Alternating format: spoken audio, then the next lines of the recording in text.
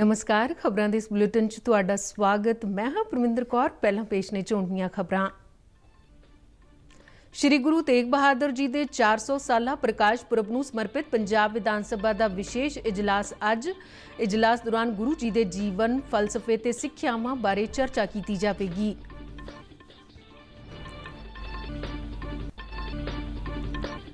पंजाब च corona vaccine की दूजी खुराक लई लोकां दी वधेरे गिनती नूं देखदे पंजाब सरकार वल्लों सूबे के सारे ही कोविड टीका सेंटरां ते कोरोना टीकिਆਂ की दूजी डोज लई ऐतवार का दिन मुकर्रर किया गया।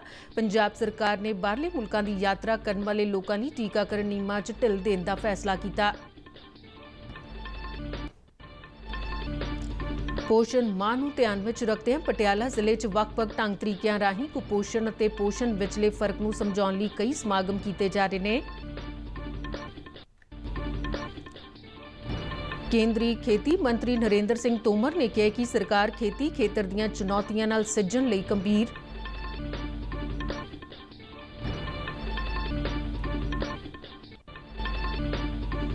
पेट्रोलियम मंत्री हरदीप सिंह पुरी ने यूपीए सरकार की तेल नीति ते सवाल खड़ा करदिआं कहा कि इस नाल अहम वसीलिਆਂ के इस्तेमाल के बदल सीमित हो गए हैं।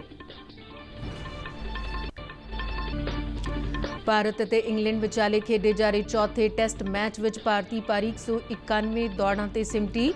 इंग्लैंड ने पहली पारी च 3 विकटां गुआ के 53 दौड़ां जोड़ियां। ते हुण खबरां विस्तार नाल। श्री गुरु तेग बहादुर जी के 400 साला प्रकाश पुरब नूं समर्पित पंजाब विधान सभा का एक दिना विशेष इजलास अज सद्दिया गया। इजलास दौरान श्री गुरु तेग बहादुर साहब जी के जीवन फलसफे ते सिक्ख्यावां बारे चर्चा करन तो इलावा विछड़ियां शख्सियतां नूं श्रद्धांजलि भेट कीतियां जाणगियां। इस दौरान कांग्रेस अते आम आदमी पार्टी ने इजलास विच आपो अपने विधानकारां दी हाज़री यकीनी बनाउण लई उन्हां नूं व्हिप जारी कीता है। अज हो रहे इजलास दौरान भारत के साबका चीफ जस्टिस जगदीश सिंह खेर, पंजाब के राज्यपाल बनवारी लाल पुरोहित, पंजाब विधान सभा के स्पीकर राणा केपी सिंह और मुख मंत्री कैप्टन अमरिंदर सिंह आपो अपने विचार रखणगे। पंजाब च कोरोना वैक्सीन की दूजी खुराक लई लोकां दी वधेरे गिणती नूं देखदिआं पंजाब सरकार वल्लों सूबे के सारे ही कोविड टीका सेंटरां ते कोरोना टीकिਆਂ की दूजी डोज लई ऐतवार का दिन मुकर्रर किया गया। इस बारे जानकारी दिंदे पंजाब के सेहत मंत्री बलबीर सिंह सिद्धू ने कहा कि मुख मंत्री कैप्टन अमरिंदर सिंह के यत्नां सदका सूबे च कोरोना टीकिਆਂ की सप्लाई च वाधा होया ते कोविड-19 टीकाकरण की कवरेज और कोरोना टीकिਆਂ की दूजी खुराक देण संबंधी गंभीर स्थिति के मद्देनज़र यह फैसला लिया गया। हर ऐतवार सारे ही सेंटरां ते सिर्फ दूजी खुराक लैण वाले लाभपात्रियों के ही टीके लगाए जाएंगे, जबकि हफ्ते के बाकी दिन पहली और दूजी दोवें खुराकां लई आम वांग टीकाकरण होवेगा। सूबे च टीकाकरण मुहिम की गल करदे बलबीर सिंह सिद्धू ने दस्सिया कि 31 अगस्त तक पंजाब च 1,36,70,847 खुराकां दित्तियां जा चुकियां सन, जिन्हां विचों 32,99,210 लाभपात्रियों नूं दोवें टीके लग चुके ने, जबकि 1,03,81,637 लाभपात्रियों नूं कोरोना टीके की पहली डोज दी जा चुकी है। उन्होंने लोगों को बिना किसी संकोच तो कोरोना टीका लगवाउण की अपील की। इसे दौरान पंजाब सरकार ने बाहरले मुल्कां की यात्रा करने वाले लोगों लई टीकाकरण नियमां च ढिल देण दा फैसला किया है। सेहत मंत्री ने चंडीगढ़ च दस्सिया कि सरकार वल्लों अत जरूरी विदेश यात्रा करने दे इच्छुक सारे ही लोगों लई कोरोना टीके की दूजी डोज लई पहली डोज तो बाद 84 दिनों के अंतराल विच ढिल देण दा फैसला किया गया है। उन्होंने कहा कि सेहत समस्यावां के मद्देनज़र विदेशों च इजलास कराउण दे इच्छुक लोगों या अजे विदेशी नागरिक जिन्ना वापस अपने मुल्क परतना है, उन्होंने हालात नूं वेखदिआं यह ढिल दी गई है। सेहत मंत्री ने आख्या कि अजे लोग लाजमी विदेश यात्रा लिए अपना वीज़ा या कन्फर्म्ड टिकटां दे नाल होर दस्तावेज दिखा के इस छूट का लाभ लै सकणगे। मावां ते बच्चियां विचों कुपोषण, अनीमिया ते सेहत नाल संबंधित होर समस्यावां नूं जड़ों खत्म करने के मकसद नाल सितंबर महीने नूं पोषण माह वजों मनाया जा रहा है। इस महीने दौरान पटियाला जिले अंदर आउंदे सारे ब्लाकां च ਵੱਖ-ਵੱਖ ढंग तरीकिਆਂ राहीं लोकां नूं जागरूक किया जाएगा। पटियाला के सरकारी एलीमेंटरी स्कूल सनौरी गेट विखे पोषण माह की शुरुआत की गई, जिस तहत बच्चों के पेंटिंग मुकाबले करवाए गए। पहलियां 3 थावां हासिल करने वाले विद्यार्थियों नूं इनाम तकसीम किए गए। इस मौके पटियाला दीआं ਆਂਗਨਵਾੜੀ ਵਰਕਰਾਂ ਨੇ ਪੋਸ਼ਣ ਮਾਹ ਤੇ ਸਲੋਗਨ ਵੀ ਲਿਖੇ, ਜਿਸ ਦਾ ਪੂਰੇ ਮਹੀਨੇ ਵੱਡੇ ਪੱਧਰ ਤੇ ਪ੍ਰਚਾਰ ਕੀਤਾ ਜਾਵੇਗਾ। ਸਮਾਗਮ ਦੌਰਾਨ ਪਟਿਆਲਾ ਦੇ ਬਾਲ ਵਿਕਾਸ ਪ੍ਰੋਗਰਾਮ ਦੀ ਸੁਪਰਵਾਈਜ਼ਰ ਜਸਬੀਰ ਕੌਰ ਵਿਰਕ ਨੇ ਬੱਚਿਆਂ ਨੂੰ ਕੁਪੋਸ਼ਣ ਅਤੇ ਪੋਸ਼ਣ ਦਾ ਫਰਕ ਦੱਸਦਿਆਂ ਸਮਝਾਇਆ ਹੈ ਕਿ ਕਿਹੜੀ ਵਸਤੂ ਉਹਨਾਂ ਲਈ ਫਾਇਦੇਮੰਦ ਹੈ ਤੇ ਕਿਹੜੀ ਨੁਕਸਾਨਦਾਇਕ ਹੈ। ਬੱਚਿਆਂ ਨੂੰ ਖਾਣਾ ਖਾਣ ਤੋਂ ਪਹਿਲਾਂ ਤੇ ਬਾਅਦ ਵਿੱਚ ਹੱਥ ਕਿਵੇਂ ਧੋਣੇ ਚਾਹੀਦੇ ਨੇ ਦੀ ਜਾਣਕਾਰੀ ਵੀ ਦਿੱਤੀ ਗਈ ਅਤੇ ਬੱਚਿਆਂ ਨੂੰ ਪ੍ਰੈਕਟਿਸ ਦੇ ਤੌਰ ਤੇ ਕਰਵਾ ਕੇ ਵੀ ਦਿਖਾਇਆ ਗਿਆ। ਇਸ ਮੌਕੇ ਸਕੂਲ ਪ੍ਰਿੰਸੀਪਲ ਇੰਦਰਜੀਤ ਕੌਰ ਖੋਖਰ ਨੇ ਕਿਹਾ ਕਿ ਭਾਰਤ ਸਰਕਾਰ ਵੱਲੋਂ ਕਰਵਾਏ ਜਾ ਰਹੇ ਪੋਸ਼ਣ ਮਾਹ ਦਾ ਵੱਡੇ ਪੱਧਰ ਤੇ ਪ੍ਰਚਾਰ ਕਰਨ ਦੀ ਲੋੜ ਹੈ ਤਾਂ ਜੋ ਮਾਪਿਆਂ ਨੂੰ ਕੁਪੋਸ਼ਣ ਅਤੇ ਪੋਸ਼ਣ ਦਾ ਫਰਕ ਪਤਾ ਲੱਗੇ। ਬੱਚਿਆਂ ਨੂੰ ਬਾਜ਼ਾਰ ਦੀਆਂ ਚੀਜ਼ਾਂ ਦੀ ਥਾਂ ਘਰ ਵਿੱਚ ਬਣੀਆਂ ਵਧੀਆ, ਤਾਜ਼ੀਆਂ ਤੇ ਫਾਇਦੇਮੰਦ ਵਸਤੂਆਂ ਖਾਣ ਨੂੰ ਮਿਲ ਸਕਣ। ਪਟਿਆਲਾ ਦੇ ਬਾਲ ਵਿਕਾਸ ਪ੍ਰੋਗਰਾਮ ਅਫਸਰ ਰੇਖਾ ਰਾਣੀ ਨੇ ਦੱਸਿਆ ਕਿ ਇਸ ਪੂਰੇ ਮਹੀਨੇ ਦੌਰਾਨ ਔਰਤਾਂ ਨੂੰ ਨਵੇਂ ਜੰਮੇ ਬੱਚਿਆਂ ਦੀ ਸੰਭਾਲ, ਪੌਸ਼ਟਿਕ ਆਹਾਰ, ਅਨੀਮੀਆ ਤੋਂ ਬਚਾਅ, ਡਾਇਰੀਆ ਤੋਂ ਬਚਾਅ, ਹੱਥ ਧੋਣ ਦਾ ਸਹੀ ਤਰੀਕਾ ਅਤੇ ਸਾਫ਼ ਸੁਥਰੇ ਆਲੇ ਦੁਆਲੇ ਬਾਰੇ ਜਾਗਰੂਕ ਕੀਤਾ ਜਾਵੇਗਾ। ਇਸ ਮੰਤਵ ਲਈ ਮਾਵਾਂ ਨਾਲ ਮੀਟਿੰਗਾਂ ਕੀਤੀਆਂ ਜਾਣਗੀਆਂ, ਬੱਚਿਆਂ ਦਾ ਭਾਰ ਤੋਲਿਆ ਜਾਵੇਗਾ, ਪੌਸ਼ਟਿਕ ਆਹਾਰ ਬਾਰੇ ਸੈਮੀਨਾਰ, ਵਰਕਸ਼ਾਪਾਂ ਕਰਵਾਈਆਂ ਜਾਣਗੀਆਂ। ਉਹਨਾਂ ਦੱਸਿਆ ਕਿ 7 ਸਤੰਬਰ ਤੱਕ ਪੋਸ਼ਣ ਵਾਟਿਕਾ ਤੇ ਰਸੋਈ ਗਾਰਡਨ ਸਥਾਪਿਤ ਕੀਤੇ ਜਾਣਗੇ ਤੇ ਗਰਭਵਤੀ ਔਰਤਾਂ ਲਈ ਪੌਸ਼ਟਿਕ ਭੋਜਨ ਸੰਬੰਧੀ ਸਲੋਗਨ ਲਿਖਣ ਦੇ ਮੁਕਾਬਲੇ ਕਰਵਾਏ ਜਾਣਗੇ। ਇਸੇ ਤਰ੍ਹਾਂ ਦੂਜੇ ਹਫ਼ਤੇ 8 ਤੋਂ 15 ਸਤੰਬਰ ਤੱਕ ਯੋਗਾ ਸੈਸ਼ਨ ਅਤੇ ਵਿਅੰਜਨ ਮੁਕਾਬਲਿਆਂ ਸਮੇਤ ਹੋਰ ਸਰਗਰਮੀਆਂ ਕਰਵਾਈਆਂ ਜਾਣਗੀਆਂ। ਤੀਜੇ ਹਫ਼ਤੇ 16 ਤੋਂ 23 ਸਤੰਬਰ ਤੱਕ ਖੇਤਰੀ ਪੋਸ਼ਣ ਕਿੱਟਾਂ ਦੀ ਵੰਡ ਕੀਤੀ ਜਾਵੇਗੀ। ਇਸ ਦੌਰਾਨ ਸਥਾਨਕ ਭੋਜਨ ਬਾਰੇ ਜਾਗਰੂਕਤਾ ਮੁਹਿੰਮ ਵੀ ਚਲਾਈ ਜਾਵੇਗੀ। ਉਹਨਾਂ ਦੱਸਿਆ ਕਿ 24 ਤੋਂ 30 ਸਤੰਬਰ ਤੱਕ ਗਰਭਵਤੀ ਔਰਤਾਂ ਲਈ ਕੁਇਜ਼ ਮੁਕਾਬਲੇ ਤੇ ਪੋਸ਼ਣ ਦੇ ਮੁੱਦਿਆਂ ਸੰਬੰਧੀ ਕੁਇਜ਼ ਮੁਕਾਬਲੇ ਕਰਵਾਏ ਜਾਣਗੇ। ਕੇਂਦਰੀ ਖੇਤੀ ਮੰਤਰੀ ਨਰਿੰਦਰ ਸਿੰਘ ਤੋਮਰ ਨੇ ਕਿਹਾ ਕਿ ਸਰਕਾਰ ਵਾਤਾਵਰਣ ਬਦਲਾਅ ਦੇ ਅਸਰ ਸਮੇਤ ਭਾਰਤੀ ਖੇਤੀ ਖੇਤਰ ਨੂੰ ਪੇਸ਼ ਆਉਣ ਵਾਲੀਆਂ ਸਾਰੀਆਂ ਚੁਣੌਤੀਆਂ ਨਾਲ ਨਜਿੱਠਣ ਲਈ ਗੰਭੀਰ ਹੈ। ਨਵੀਂ ਦਿੱਲੀ 'ਚ CII ਦੇ 16ਵੇਂ ਸਥਾਈ ਸਿਖਰ ਸੰਮੇਲਨ ਨੂੰ ਸੰਬੋਧਨ ਕਰਦਿਆਂ ਕੇਂਦਰੀ ਮੰਤਰੀ ਨੇ ਕਿਹਾ ਕਿ ਖੇਤੀ ਖੇਤਰ ਵਿੱਚ ਕਈ ਹੋਰ ਚੁਣੌਤੀਆਂ ਨੇ। ਇਹਨਾਂ ਚੁਣੌਤੀਆਂ ਨਾਲ ਨਜਿੱਠਣ ਲਈ ਭਾਰਤ ਸਰਕਾਰ ਗੰਭੀਰਤਾ ਨਾਲ ਆਪਣੀ ਭੂਮਿਕਾ ਤੇ ਜ਼ਿੰਮੇਵਾਰੀ ਨਿਭਾ ਰਹੀ ਹੈ। ਪੌਣ ਪਾਣੀ 'ਚ ਅਚਾਨਕ ਹੋ ਰਹੀ ਤਬਦੀਲੀ ਨਾਲ ਮੌਸਮ ਵਿੱਚ ਵੀ ਵਿਗਾੜ ਦੇਖਣ ਨੂੰ ਮਿਲ ਰਿਹਾ, ਜਿਸ ਦੇ ਚਲਦਿਆਂ ਕਿਤੇ ਸੋਕਾ ਪੈ ਰਿਹਾ ਤੇ ਕਿਤੇ ਹੜ੍ਹ ਆ ਰਹੇ ਨੇ। ਖੇਤੀ ਮੰਤਰੀ ਨੇ ਕਿਹਾ ਕਿ ਸਾਡੇ ਵਿਗਿਆਨੀਆਂ ਵੱਲੋਂ ਢੁਕਵੇਂ ਬੀਜ ਪੈਦਾ ਕਰਨ ਲਈ ਸਖਤ ਮਿਹਨਤ ਕੀਤੀ ਜਾ ਰਹੀ ਹੈ ਤਾਂ ਜੋ ਕਿਸਾਨਾਂ ਨੂੰ ਆਪਣੀ ਫਸਲਾਂ ਦਾ ਚੰਗਾ ਝਾੜ ਮਿਲ ਸਕੇ।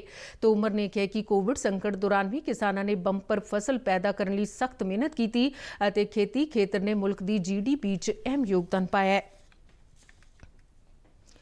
ਪੈਟਰੋਲੀਅਮ ਮੰਤਰੀ ਹਰਦੀਪ ਸਿੰਘ ਪੁਰੀ ਨੇ UPA ਸਰਕਾਰ ਦੀ ਤੇਲ ਨੀਤੀ ਤੇ ਸਵਾਲ ਚੁੱਕਦਿਆਂ ਕਈ ਟਵੀਟ ਕਰਕੇ ਦੋਸ਼ ਲਗਾਏ ਨੇ ਕਿ ਪਿਛਲੀਆਂ ਸਰਕਾਰਾਂ ਨੇ ਆਉਣ ਵਾਲੀਆਂ ਸਰਕਾਰਾਂ ਲਈ ਤੇਲ ਬੌਂਡਸ ਨੂੰ ਲੈ ਕੇ ਪਰੇਸ਼ਾਨੀ ਪੈਦਾ ਕੀਤੀ ਹੈ। ਉਹਨਾਂ ਇਹ ਵੀ ਕਿਹਾ ਕਿ ਇਹਨਾਂ ਬੌਂਡਸ ਦੀ 1,50,000 ਕਰੋੜ ਰੁਪਏ ਦੀ ਅਦਾਇਗੀ ਅਜੇ ਵੀ ਕੀਤੀ ਜਾਣੀ ਬਾਕੀ ਹੈ। ਕੇਂਦਰੀ ਮੰਤਰੀ ਨੇ ਕਿਹਾ ਕਿ ਇਸ ਕੰਮ ਨਾਲ ਅਹਿਮ ਵਸੀਲਿਆਂ ਦੇ ਇਸਤੇਮਾਲ ਦੇ ਬਦਲ ਸੀਮਿਤ ਹੋ ਗਏ ਨੇ ਤੇ ਤੇਲ ਕੰਪਨੀਆਂ ਦੀ ਵਿੱਤੀ ਆਜ਼ਾਦੀ ਵੀ ਸੀਮਿਤ ਹੋਈ ਹੈ। ਰੱਖਿਆ ਮੰਤਰੀ ਰਾਜਨਾਥ ਸਿੰਘ ਨੇ ਕਿਹਾ ਕਿ ਭਾਰਤ ਅਗਲੇ 2 ਸਾਲਾਂ 'ਚ ਹਥਿਆਰਾਂ ਦੇ ਉਤਪਾਦਨ 'ਚ ਪੂਰੀ ਤਰ੍ਹਾਂ ਨਾਲ ਆਤਮ ਨਿਰਭਰ ਹੋ ਜਾਵੇਗਾ। ਦੇਸ਼ ਨੇ ਪਿਛਲੇ 2 ਸਾਲਾਂ ਦੌਰਾਨ 17,000 ਕਰੋੜ ਰੁਪਏ ਦੇ ਰੱਖਿਆ ਉਤਪਾਦਾਂ ਦੀ ਬਰਾਮਦ ਕੀਤੀ ਹੈ। ਉਹਨਾਂ ਇਹ ਗੱਲ ਗੁਜਰਾਤ ਦੇ ਨਰਮਦਾ ਜ਼ਿਲ੍ਹੇ ਦੇ ਕੇਵੜੀਆ ਵਿਖੇ ਭਾਰਤੀ ਜਨਤਾ ਪਾਰਟੀ ਦੀ ਸੂਬਾ ਕਾਰਜਕਾਰਨੀ ਦੇ ਉਦਘਾਟਨੀ ਸੈਸ਼ਨ ਦੌਰਾਨ ਕਹੀ। ਰੱਖਿਆ ਮੰਤਰੀ ਨੇ ਕਿਹਾ ਕਿ ਪ੍ਰਧਾਨ ਮੰਤਰੀ ਨਰਿੰਦਰ ਮੋਦੀ ਦੀ ਯੋਗ ਅਗਵਾਈ ਤੇ ਚਲਦਿਆਂ ਦੇਸ਼ ਅੱਤਵਾਦ ਮੁਕਤ ਹੋ ਗਿਆ ਹੈ। ਉਹਨਾਂ ਕਿਹਾ ਕਿ ਭਾਜਪਾ ਲੋਕਾਂ ਦਾ ਵਿਸ਼ਵਾਸ ਜਿੱਤਣ ਲਈ ਜ਼ਮੀਨੀ ਪੱਧਰ ਤੇ ਕੰਮ ਕਰ ਰਹੀ ਹੈ। ਭਾਜਪਾ ਦੀ 3 ਦਿਨਾਂ ਕਾਰਜਕਾਰੀ ਮੀਟਿੰਗ ਦੌਰਾਨ ਗੁਜਰਾਤ ਦੀ ਵਿਧਾਨ ਸਭਾ ਚੋਣਾਂ ਸਮੇਤ ਅਗਲੇ ਸਾਲ ਵੱਖ-ਵੱਖ ਸੂਬਿਆਂ 'ਚ ਹੋਣ ਵਾਲੀਆਂ ਚੋਣਾਂ ਬਾਰੇ ਮਿਸ਼ਨ 2022 ਦੀ ਰੂਪਰੇਖਾ ਤੇ ਵਿਚਾਰ ਵਟਾਂਦਰਾ ਕੀਤਾ ਜਾਵੇਗਾ। ਵਿਦੇਸ਼ ਮੰਤਰੀ doctor S Jaishankar Slovenia, Croatia ਤੇ ਡੈਨਮਾਰਕ ਦੀ ਆਪਣੀ ਯਾਤਰਾ ਦੇ ਪਹਿਲੇ ਗੇੜ ਤਹਿਤ ਜ਼ੁਬਲਜ਼ਾਨਾ ਪਹੁੰਚ ਗਏ ਨੇ। ਉਨ੍ਹਾਂ ਇੱਥੇ ਸਲੋਵੇਨੀਆ ਦੇ ਵਿਦੇਸ਼ ਮੰਤਰੀ ਡਾਕਟਰ ਆਂਜੇ ਲੌਗਰ ਨਾਲ ਦੁਵੱਲੇ ਮੁੱਦਿਆਂ ਤੇ ਗੱਲਬਾਤ ਕੀਤੀ। ਦੋਵੇਂ ਆਗੂ ਸਿਆਸੀ ਅਤੇ ਆਰਥਿਕ ਸਬੰਧਾਂ ਨੂੰ ਹੋਰ ਮਜ਼ਬੂਤ ਬਣਾਉਣ ਲਈ ਸਹਿਮਤ ਹੋਏ। ਇਸ ਦੌਰਾਨ ਉਨ੍ਹਾਂ ਅਫਗਾਨਿਸਤਾਨ ਅਤੇ ਹਿੰਦ ਪ੍ਰਸ਼ਾਂਤ ਖੇਤਰ ਬਾਰੇ ਵੀ ਆਪਣੇ ਵਿਚਾਰ ਸਾਂਝੇ ਕੀਤੇ। ਮਗਰੋਂ ਡਾਕਟਰ ਜੈਸ਼ੰਕਰ ਨੇ ਸਲੋਵੇਨੀਆ ਦੇ ਰਾਸ਼ਟਰਪਤੀ ਬਾਰੋਟ ਪਾਹੁਰ ਨਾਲ ਵੀ ਮੁਲਾਕਾਤ ਕੀਤੀ। ਇਸ ਮੁਲਾਕਾਤ ਦੌਰਾਨ ਭਾਰਤ ਅਤੇ ਯੂਰਪੀ ਯੂਨੀਅਨ ਨੂੰ ਦਰਪੇਸ਼ ਵੱਡੀਆਂ ਚੁਣੌਤੀਆਂ ਬਾਰੇ ਚਰਚਾ ਕੀਤੀ ਗਈ। ਸਲੋਵੇਨੀਆ ਨੇ ਵਿਦੇਸ਼ ਮੰਤਰੀ ਡਾਕਟਰ S ਜੈਸ਼ੰਕਰ ਨੂੰ ਯੂਰਪੀਅਨ ਯੂਨੀਅਨ ਦੇ ਮੈਂਬਰ ਦੇਸ਼ਾਂ ਦੇ ਵਿਦੇਸ਼ ਮੰਤਰੀਆਂ ਦੀ ਗੈਰ ਰਸਮੀ ਮੀਟਿੰਗ 'ਚ ਹਿੱਸਾ ਲੈਣ ਲਈ ਸੱਦਾ ਦਿੱਤਾ। ਉਹ ਸਲੋਵੇਨੀਆ 'ਚ ਬਲੇਡ ਰਣਨੀਤਿਕ ਫੋਰਮ ਅਤੇ ਹਿੰਦ ਪ੍ਰਸ਼ਾਂਤ ਖੇਤਰ ਵਿੱਚ ਨਿਯਮ ਆਧਾਰਿਤ ਵਿਵਸਥਾ ਵਿਸ਼ੇ ਤੇ ਹੋਣ ਵਾਲੀ ਪੈਨਲ ਚਰਚਾ 'ਚ ਹਿੱਸਾ ਲੈਣਗੇ। ਅੱਜ ਦੂਜੇ ਗੇੜ ਤਹਿਤ ਕ੍ਰੋਏਸ਼ੀਆ ਦੀ ਯਾਤਰਾ ਦੌਰਾਨ ਡਾਕਟਰ ਜੈਸ਼ੰਕਰ ਉੱਥੋਂ ਦੇ ਵਿਦੇਸ਼ ਮੰਤਰੀ ਗੌਰਡਨ ਗ੍ਰਾਇਲਿਕ ਰੈਡਮੈਨ ਨਾਲ ਦੁਵੱਲੀ ਗੱਲਬਾਤ ਕਰਨਗੇ। ਵਿਦੇਸ਼ ਮੰਤਰੀ ਇਸ ਮਹੀਨੇ ਦੀ 4 ਅਤੇ 5 ਤਰੀਕ ਨੂੰ ਡੈਨਮਾਰਕ ਡੈਨਮਾਰਕ 'ਚ ਰੁਕਣਗੇ, ਜਿੱਥੇ ਉੱਥੋਂ ਦੇ ਵਿਦੇਸ਼ ਮੰਤਰੀ JP ਕੋਫੋਰਡ ਨਾਲ ਭਾਰਤ ਡੈਨਮਾਰਕ ਸੰਯੁਕਤ ਕਮਿਸ਼ਨ ਦੀ ਬੈਠਕ ਦੀ ਸਾਂਝੇ ਤੌਰ ਤੇ ਪ੍ਰਧਾਨਗੀ ਕਰਨਗੇ। ਮੀਟਿੰਗ 'ਚ ਦੋਹਾਂ ਦੇਸ਼ਾਂ ਦਰਮਿਆਨ ਦੁਵੱਲੇ ਸਹਿਯੋਗ ਬਾਰੇ ਵਿਆਪਕ ਸਮੀਖਿਆ ਕੀਤੀ ਜਾਵੇਗੀ।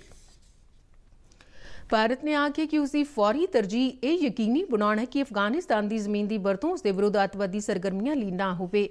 ਨਵੀਂ ਦਿੱਲੀ 'ਚ ਪੱਤਰਕਾਰਾਂ ਨਾਲ ਗੱਲਬਾਤ ਕਰਦਿਆਂ ਵਿਦੇਸ਼ ਮੰਤਰਾਲਾ ਦੇ ਬੁਲਾਰੇ ਅਰਦਿਮ ਬਾਗਚੀ ਨੇ ਕਿਹਾ ਕਿ ਭਾਰਤ ਵੱਲੋਂ ਦੇਸ਼ ਵਿਰੋਧੀ ਸਰਗਰਮੀਆਂ ਲਈ ਅਫਗਾਨਿਸਤਾਨ ਦੀ ਧਰਤੀ ਦੀ ਵਰਤੋਂ ਕਰਨ ਦੀ ਸੰਭਾਵਨਾ ਬਾਰੇ ਦੋਹਾ ਦੀ ਮੀਟਿੰਗ ਦੌਰਾਨ ਆਪਣੀ ਚਿੰਤਾ ਜ਼ਾਹਿਰ ਕੀਤੀ ਗਈ ਸੀ। ਕਤਰ 'ਚ ਭਾਰਤ ਦੇ ਰਾਜਦੂਤ ਦੀਪਕ ਮਿੱਤਲ ਅਤੇ ਤਾਲਿਬਾਨ ਨੇਤਾ ਸ਼ੇਰ ਮੁਹੰਮਦ ਅੱਬਾਸ ਵਿਚਾਲੇ ਹੋਈ ਮੁਲਾਕਾਤ ਦਾ ਜ਼ਿਕਰ ਕਰਦਿਆਂ ਉਨ੍ਹਾਂ ਕਿਹਾ ਕਿ ਇਸ ਗੱਲਬਾਤ ਦੌਰਾਨ ਭਾਰਤ ਨੂੰ ਹਾਂ ਪੱਖੀ ਹੁੰਗਾਰਾ ਮਿਲਿਆ ਹੈ।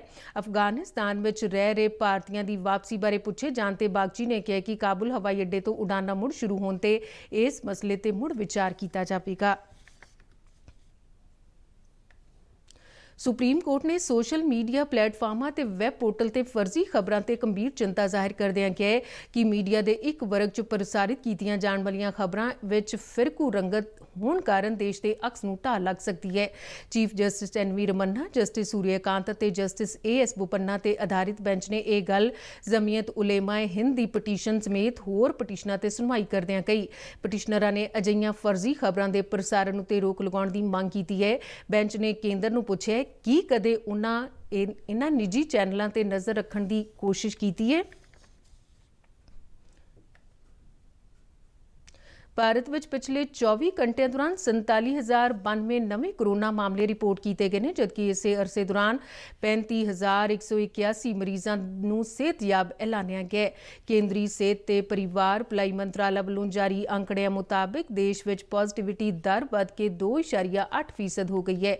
ਨਵੇਂ ਮਾਮਲਿਆਂ ਦੀ ਪੁਸ਼ਟੀ ਨਾਲ ਦੇਸ਼ ਵਿੱਚ ਪੁਸ਼ਟੀ ਵਾਲੇ ਕੁੱਲ ਮਾਮਲਿਆਂ ਦੀ ਗਿਣਤੀ 3,28,57,937 ਹੋ ਗਈ ਹੈ, ਜਿਨ੍ਹਾਂ ਵਿੱਚੋਂ 3,20,28,825 ਵਿਅਕਤੀ ਸਿਹਤਯਾਬ ਹੋ ਚੁੱਕੇ ਨੇ। ਦੇਸ਼ ਵਿੱਚ ਰਿਕਵਰੀ ਦਰ 97.48% ਦਰਜ ਕੀਤੀ ਜਾ ਰਹੀ ਹੈ। ਬੀਤੇ 24 ਘੰਟਿਆਂ ਦੇ ਅੰਕੜੇ ਮਿਲਾ ਕੇ ਦੇਸ਼ ਵਿੱਚ ਐਕਟਿਵ ਮਾਮਲਿਆਂ ਦੀ ਗਿਣਤੀ ਇਸ ਵੇਲੇ 3,99,583 ਹੋ ਗਈ ਹੈ, ਜਿਹੜੇ ਪੁਸ਼ਟੀ ਵਾਲੇ ਕੁੱਲ ਮਾਮਲਿਆਂ ਦਾ 1.19% ਬਣਦਾ ਹੈ। ਬੀਤੇ 24 ਘੰਟਿਆਂ ਦੌਰਾਨ 509 ਵਿਅਕਤੀਆਂ ਦੀ ਮੌਤ ਹੋਈ ਹੈ। ਦੇਸ਼ 'ਚ ਕੋਰੋਨਾ ਮਹਾਮਾਰੀ ਨਾਲ ਮਰਨ ਵਾਲਿਆਂ ਦੀ ਕੁੱਲ ਗਿਣਤੀ 4,39,529 ਹੋ ਗਈ ਹੈ।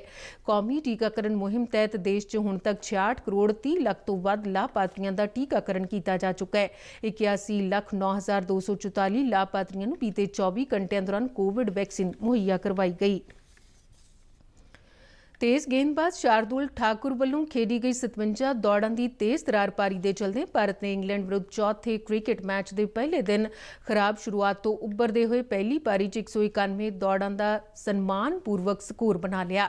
ਭਾਰਤ ਨੇ ਇਸ ਤੋਂ ਬਾਅਦ ਸ਼ਾਨਦਾਰ ਜਵਾਬੀ ਹਮਲਾ ਕਰਦੇ ਹੋਏ ਇੰਗਲੈਂਡ ਦੇ ਦੋਵੇਂ ਓਪਨਰਾਂ ਅਤੇ ਉਸ ਦੇ ਫਾਰਮ 'ਚ ਚੱਲ ਰਹੇ ਕਪਤਾਨ ਜੋ ਰੂਟ ਦੀ ਵਿਕਟ ਲੈ ਕੇ ਮੈਚ ਵਿੱਚ ਸੰਤੁਲਨ ਲਿਆਉਣ ਦਾ ਯਤਨ ਕੀਤਾ। ਇੰਗਲੈਂਡ ਅੱਜ ਆਪਣੇ ਪਹਿਲੇ ਦਿਨ ਦੇ ਸਕੋਰ 3 ਵਿਕਟਾਂ ਦੇ ਨੁਕਸਾਨ ਤੇ ਬਣਾਈਆਂ 53 ਦੌੜਾਂ ਤੋਂ ਅੱਗੇ ਖੇਡਣਾ ਸ਼ੁਰੂ ਕਰੇਗਾ। ਟਾਸ ਜਿੱਤ ਕੇ ਪਹਿਲਾਂ ਬੱਲੇਬਾਜ਼ੀ ਕਰਨ ਉਤਰੀ ਭਾਰਤ ਦੀ ਟੀਮ ਦੀ ਸ਼ੁਰੂਆਤ ਖਰਾਬ ਰਹੀ ਅਤੇ 40 ਦੌੜਾਂ ਤੋਂ ਥੱਲੇ ਉਸ ਦੇ 3 ਖਿਡਾਰੀ ਆਊਟ ਹੋ ਗਏ ਸਨ। ਕਪਤਾਨ ਵਿਰਾਟ ਕੋਹਲੀ ਨੇ 50 ਤੇ ਸ਼ਾਰਦੁਲ ਠਾਕੁਰ ਨੇ 57 ਦੌੜਾਂ ਦਾ ਯੋਗਦਾਨ ਦਿੱਤਾ। ਆਪਣੇ ਕਰੀਅਰ ਦੀ 490ਵੀਂ ਪਾਰੀ ਖੇਡਦਿਆਂ ਭਾਰਤੀ ਕਪਤਾਨ ਵਿਰਾਟ ਕੋਹਲੀ ਨੇ ਸਭ ਤੋਂ ਤੇਜ਼ੀ ਨਾਲ 23,000 ਕੌਮਾਂਤਰੀ ਦੌੜਾਂ ਬਣਾਉਣ ਦਾ ਅਹਿਮ ਮੁਕਾਮ ਹਾਸਲ ਕੀਤਾ। ਕੌਮਾਂਤਰੀ ਕ੍ਰਿਕਟ ਵਿੱਚ ਸਭ ਤੋਂ ਵੱਧ 34,357 ਦੌੜਾਂ ਬਣਾਉਣ ਦਾ ਰਿਕਾਰਡ ਸਚਿਨ ਤੇਂਦੁਲਕਰ ਦੇ ਨਾਂ ਤੇ ਹੈ। ਖਬਰਾਂ ਦੇ ਬੁਲੇਟਿਨ ਸਾਡੇ ਦਰਸ਼ਕ RNU DDK ਜਲੰਧਰ ਦੇ YouTube ਚੈਨਲ, Facebook ਪੇਜ ਅਤੇ Twitter ਹੈਂਡਲ ਤੇ ਵੀ ਦੇਖ ਸਕਦੇ ਨੇ। ਤੇ ਬੁਲੇਟਿਨ ਦੇ ਅਖੀਰ ਵਿੱਚ ਚੋਣਵੀਆਂ ਖਬਰਾਂ ਇੱਕ ਵਾਰ ਫਿਰ ਤੋਂ। ਸ਼੍ਰੀ ਗੁਰੂ ਤੇਗ ਬਹਾਦਰ ਜੀ ਦੇ 400 ਸਾਲਾ ਪ੍ਰਕਾਸ਼ ਪੁਰਬ ਨੂੰ ਸਮਰਪਿਤ ਪੰਜਾਬ ਵਿਧਾਨ ਸਭਾ ਦਾ ਵਿਸ਼ੇਸ਼ ਇਜਲਾਸ ਅੱਜ। ਇਜਲਾਸ ਦੌਰਾਨ ਗੁਰੂ ਜੀ ਦੇ ਜੀਵਨ, ਫਲਸਫੇ ਤੇ ਸਿੱਖਿਆਵਾਂ ਬਾਰੇ ਚਰਚਾ ਕੀਤੀ ਜਾਵੇਗੀ। ਪੰਜਾਬ 'ਚ ਕੋਰੋਨਾ ਵੈਕਸੀਨ ਦੀ ਦੂਜੀ ਖੁਰਾਕ ਲਈ ਲੋਕਾਂ ਦੀ ਵਧੇਰੇ ਗਿਣਤੀ ਨੂੰ ਦੇਖਦਿਆਂ ਪੰਜਾਬ ਸਰਕਾਰ ਵੱਲੋਂ ਸੂਬੇ ਦੇ ਸਾਰੇ ਹੀ ਕੋਵਿਡ ਟੀਕਾ ਸੈਂਟਰਾਂ ਤੇ ਕੋਰੋਨਾ ਟੀਕਿਆਂ ਦੀ ਦੂਜੀ ਡੋਜ਼ ਲਈ ਐਤਵਾਰ ਦਾ ਦਿਨ ਮੁਕਰਰ ਕੀਤਾ ਗਿਆ। ਪੰਜਾਬ ਸਰਕਾਰ ਨੇ ਬਾਹਰਲੇ ਮੁਲਕਾਂ ਦੀ ਯਾਤਰਾ ਕਰਨ ਵਾਲੇ ਲੋਕਾਂ ਲਈ ਟੀਕਾਕਰਨ ਨਿਯਮਾਂ 'ਚ ਢਿੱਲ ਦੇਣ ਦਾ ਫੈਸਲਾ ਕੀਤਾ। ਪੋਸ਼ਣ ਮਾਹ ਨੂੰ ਧਿਆਨ ਵਿੱਚ ਰੱਖਦਿਆਂ ਪਟਿਆਲਾ ਜ਼ਿਲ੍ਹੇ 'ਚ ਵੱਖ-ਵੱਖ ਢੰਗ ਤਰੀਕਿਆਂ ਰਾਹੀਂ ਕੁਪੋਸ਼ਣ ਅਤੇ ਪੋਸ਼ਣ ਵਿਚਲੇ ਫਰਕ ਨੂੰ ਸਮਝਾਉਣ ਲਈ ਕਈ ਸਮਾਗਮ ਕੀਤੇ ਜਾ ਰਹੇ ਨੇ। ਕੇਂਦਰੀ ਖੇਤੀ ਮੰਤਰੀ ਨਰਿੰਦਰ ਸਿੰਘ ਤੋਮਰ ਨੇ ਕਿਹਾ ਕਿ ਸਰਕਾਰ ਖੇਤੀ ਖੇਤਰ ਦੀਆਂ ਚੁਣੌਤੀਆਂ ਨਾਲ ਸਿੱਝਣ ਲਈ ਗੰਭੀਰ।